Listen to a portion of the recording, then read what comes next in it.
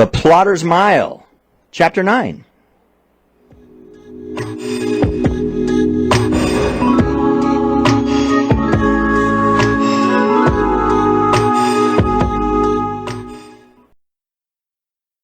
It wasn't too difficult in such a small town to find out who the captain of police was and where he lived. Since there was noise at his house when Ray went by, he decided to check out the deputy's house instead. He knew that most police procedure made the officers deposit money in a safe in the police station that had a two-key system, so they wouldn't be tempted to try to use the money themselves. The big problem was, with large amounts of money, Ray knew that the regulations usually called for bigger deposits to be made to the local bank. That meant the money could have been transferred to a bank, but Ray was hoping he was quick enough to catch the bundle still in the local police office, since the nearest bank was in another town 20 miles away. He had to find the two keys, and then hoped he would be able to outwit these small-town cops. Ray was fully confident that he had the experience that they lacked, and with some careful execution of plans, he would have his money before the night was over.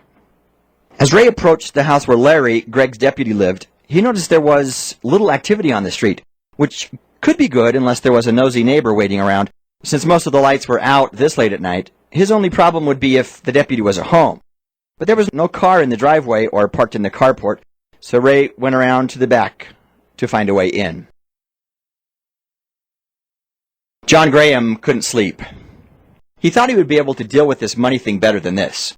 He tossed and turned as Reba slept soundly, not even aware that John was struggling with the fact of hiding something from her. When she had made the offhand comment about Greg giving them some of the money, the pit in his stomach became a giant sinkhole. He'd almost said something twice, but other news items caught her attention, and before he could spit out a word, they were in bed. Reba was a heavy sleeper. She could fall asleep faster than John every night of the week, and usually did. John reviewed the day, got up and read, ate a late-night snack, and then tried to sleep again. Often, Reba had been sleeping an hour before he was able to nod off. Tonight was no exception. The gnawing fear of being found out, being accused of stealing money, of stealing stolen money, of the possible shame that would come to his family was overwhelming. Even if he were able to keep the money, he doubted now that he would enjoy it. He just wanted it out of his life. He'd been so distracted by this fear that he realized almost an hour later that he had rebuffed romantic overtures by his wife. She had pulled him close, hugging him from behind, and began to playfully caress his arm. Unfortunately, Reba was only good for 2 or 3 minutes of foreplay without response before she would fall fast asleep, sometimes still holding him tight. This is what happened tonight, and before John got in the mood, the moment had passed. John thought what a problem the money had become when he realized he'd passed up making love to his wife to sort out what to do about the money. He should get rid of it tomorrow. Maybe. Greg was driving slowly over to the only motel in town. He knew he only had a few moments to find out what was happening with Paula tonight, and if he didn't start now, there might not be another chance. Ever. Paula, I'm sorry. I assumed you were ready. That was stupid of me. Paula sniffed. You were right to assume. I am ready. I just don't know if you know how ready I really am. Now Greg was totally confused. Then I was just being a jerk? He found this was often the answer in his relationships, and he often had to ask. Greg, do you remember where we first met? Paula's eyes found his as he pulled into the parking lot, turned off the lights, and left the car running. Yeah, he lied, trying to think fast. It was at the O'Malley murder trials. No, that was the third time, she said quickly, forgiving his lack of focus. We first met when Harrison, that drug dealer, was arrested here in town after being chased through 3 counties. Oh, yeah, he said. And you wanted to interview the local police captain who had nothing to do with the arrest whatsoever. Paula giggled quietly. You were able to coordinate the state cars to help trap him in that dead-end road. They could have chased him for another 3 counties. That's being involved. Greg grunted and wondered where this was all going. I've never told you this before, but the drug dealer you busted that night was one of my ex-boyfriends. We'd only dated a couple of times, but when something like that happens, it really makes you stop and listen to the wise advice of your mother. She had told me not to see that jerk anymore, and when she saw our interview on the television, she pointed out that I could do lots worse than Officer Greg Jones, local police captain.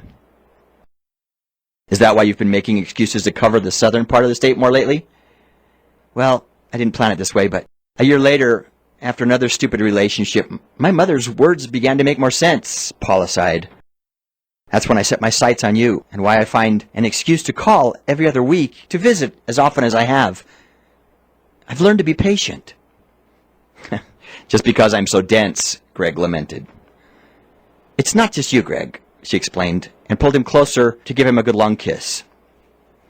I think it's really charming that you've been so shy, and all it has done is to steel my resolve to be as patient as you needed. I just got a little sensitive tonight, and it really isn't anything you said or did. I think I have just built up this night in my imagination so much that there was no way for it to be the romantic time I thought it would be. So, when I said I was glad you came to this town, I guess I thought you were thinking there might be other men for me in every town, but there's not. There's just been you for way too long. I've been waiting for tonight for 2 years, and I don't want you to think I do this in every town I visit. I'm only interested in you. I'm so sorry, Paula, Greg breathed out, finally understanding what he could do to help this problem get fixed. I only meant that this small-town boy is in love with the uptown girl. I still can't see what you see in me, but I'm just glad you didn't give up. Paula collapsed into his arms, and he wrapped his arms tight around her. She sighed and said, You big dumb lummox. I love you too. Next time, I'll be better, I promise. Well, said Greg, now that your secret fascination for small-town policemen is out, I'll have to work on keeping you happy so that you don't go to the next town and find someone even bigger and dumber. They weren't the most romantic words ever spoken by a man to a woman. But for Paula, after waiting for so long, they were the right words. She kissed him deeply, glad that he had been so patient.